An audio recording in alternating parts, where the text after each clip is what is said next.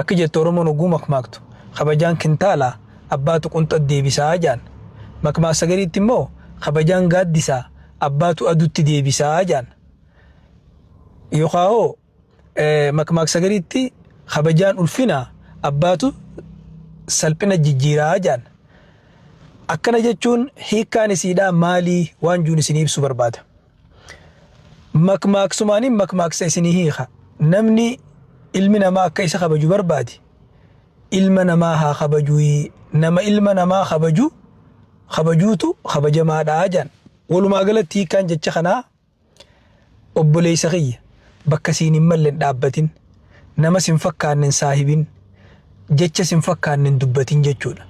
Abdallaa ilma Mubaarak rabbi rahmata isaa godhu kije ilmi namaa je ilmii guddoorra naamusa xiqqattirra haajamaa maaliif yoo jettan naamusni sadarkaa namaati ol fuudha yoo ilmiin teetilleen xiqqaatte naamusa dhabuun ammoo sadarkaa teessi gabbuufti ilmiin tee hanga feetillee yoo guddatte jechuudha.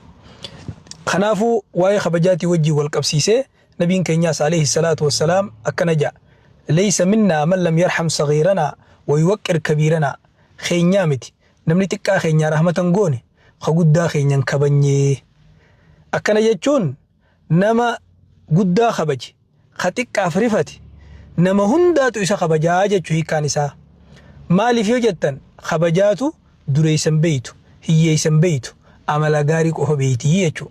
Kanaafuu waa kabajaadha kabajuu kabajamuu kabajamuuf kabajjeeti uf kabajjeeti nama kabajja nama kabajju namni si kabajaa jechuu. Nama tokko eenyummaa isaa yoo baruu barbaadde haga inni nama kabajurraa baruu ni dandeessa. Afaan Arabaattis akka jaan laysa al-aziimu man yuhaab bal man yuhtaram jaan guddaa miti namni sodaatamu gudda jechuun nama kabajamuu jaan. Kanaaf obboleessa kiyya obboleettii tiyya irra bareedaan waan ilmi namaa qalbii ilma namaa keessatti horatu kabajaadha. Namni kabajaa facaafate jaalala oomishata. Kabajaan riqicha yookaan dildila jaalala qalbii namaatti ceetuuni.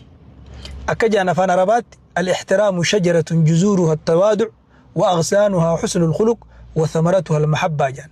Kabajaan muka tokko kan hundeen isaa uf gadi qabuudha kan dameen isaa haala toluudha kan firiin inni dhalu jaalalaatii jaan. Gaafa kabajaa facaafatte jaalala murattaa jechuudha. Jaalalaa fi kabajaan waan ilma namaa xiqqaa fi guddaaf dhiiraa fi dubartiif akkaan barbaachisuudha. Jaalalti kabajaan bira hin jirre hin turtu. Akkasuma ammas kabajaan jaalalti bira hin jirre laaftuudha yookaan foorjiiki jaalala dhugaatii miti. Hoogganuufis barsiisuufis bulchuufis wahuma cufaafuu barbaachisaan bu'urri hooggansa milkaawaadhaa kabajaadha. Nama kabajuun nama kabajuudhaan waan humnaan jaaruu hin dandeenye kabajaa qofaan jaarrachuu dandeessa. Maaliif yoo jette kabajaan afaan ilmi namaa hundinuu hubatuudha jechuudha.